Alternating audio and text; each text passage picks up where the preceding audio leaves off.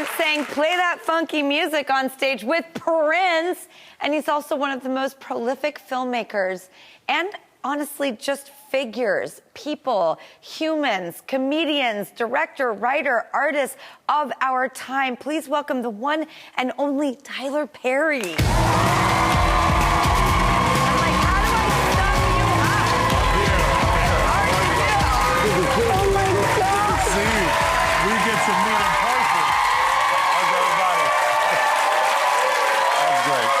Good to see you, my love. So excited to meet you.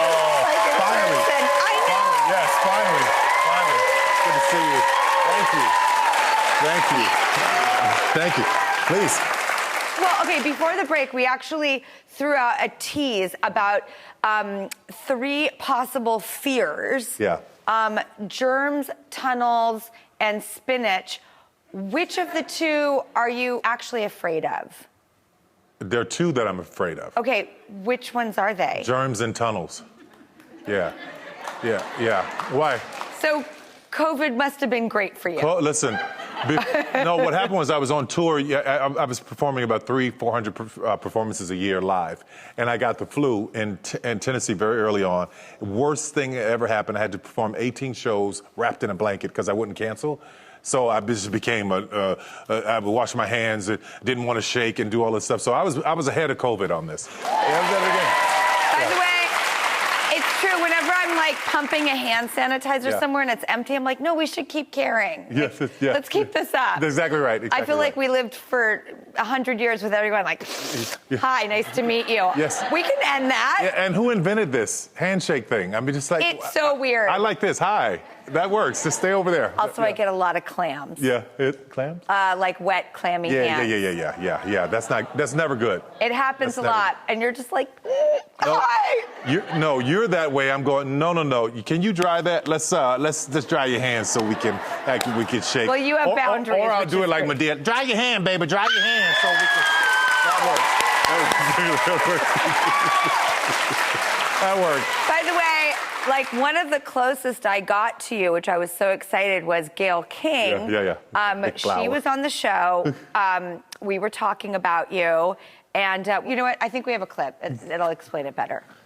You notice I wore my flower in honor of you. Yes. And then Tyler Perry texted something about how he hated it. He hated the flower. He thought it looked like a big orange wound. And I said, I did it, for you.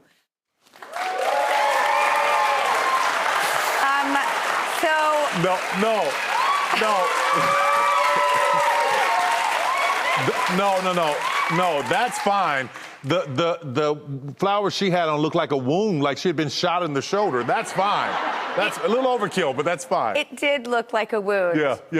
I'm actually seeing Gayle this evening. With that? Wearing that? Well, I was wondering if there's any chance I could get you to take a picture with me for 100%. Gayle. Let's really? do it. Let's do it. Okay. Let's do it. Would you ever, like... Oh, that's perfect. Oh, my God, thank you. Okay, perfect. Who's got the camera? Ash. Gayle King. I want it in your face a little bit. Hiding your face just a little bit. No, just a little bit. That's so great. That's you know what's so great is you just handled that like such a director. Oh, yeah, I want your face in the shot. You were like, yeah. Put your face in the flowers, not too much, I want to see it, but like right here. It's interesting because that actually segues into being a director is like an all-in thing. How are you so prolific? How do you write, produce, and direct as many projects as often as you do? I wish that I could tell you that this is what I do when I do this and I do that, but I bought up in the business. The first time I ever did a play, I wrote it, directed it. I was selling candy. I was running backstage during an intermission. I was on stage. So I trained myself to do a lot of things. I don't know how not to do it.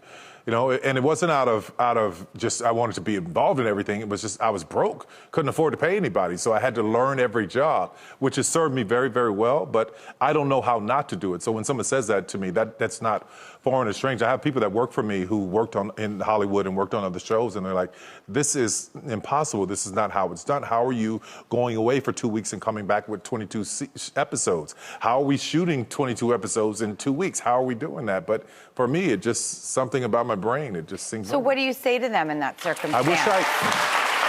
I wish I could say that I understood it, but I didn't come up in this Hollywood system, so I don't know that it's how rare that is. How do you inspire them? You're like, okay, we're going to do 22 episodes by doing this, or we're going to do all of this work that seems impossible, and I'm going to say, this is the direction I'm going to give you for that. This is the motivation. This is the systems. Yeah.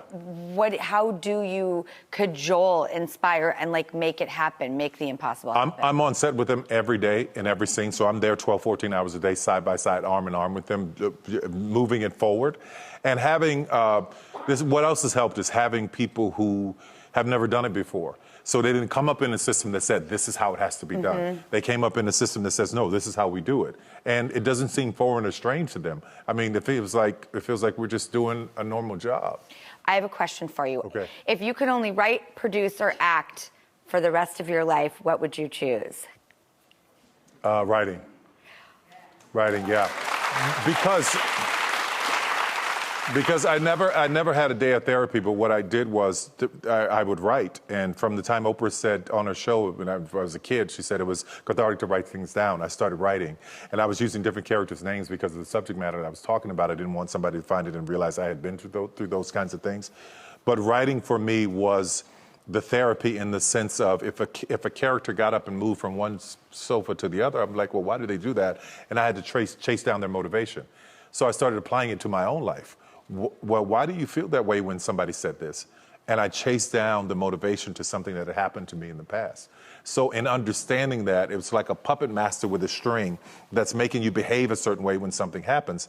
By chasing down the motivation, I was unable to untie string by string in my own life. So the writing has been phenomenally important to me. Did you ever think, oh, Oprah taught me to be a writer, to help me get in touch with things, to become the person I am, and then I'm going to become really good friends with her and like help her run her network? Is that a beautiful full circle moment for you to admire someone and then have that reciprocity with them? Really, it really is. It's even the understanding of feeling as a kid running home from television. She came out 3 o'clock in New Orleans, and I come home to watch her show all the time because I wanted to see what she was talking about. To feel like in that moment, a broke kid in New Orleans with nothing, like, I know you. Like, I feel so connected to you. And I know millions of people did, but I felt like I really know you. And then to get a phone call from her after Diary of a Mad Black Woman comes out, I'm walking down, this is what Oprah would do. I'm walking down the street in Vegas, my phone rings, and I'm about to cross the street, and I said, hello? I'm like, who's this? Hello? Hey, it's Oprah. And I'm about to get killed because I'm stepping out in traffic because she's just calling me blind and cold like that. And 18 years later, we've become great friends. So here we are. Yeah. Okay, you're so brilliant. It is very hard to cut to commercial, but we're going to go, and then we'll be right back with this brilliant man.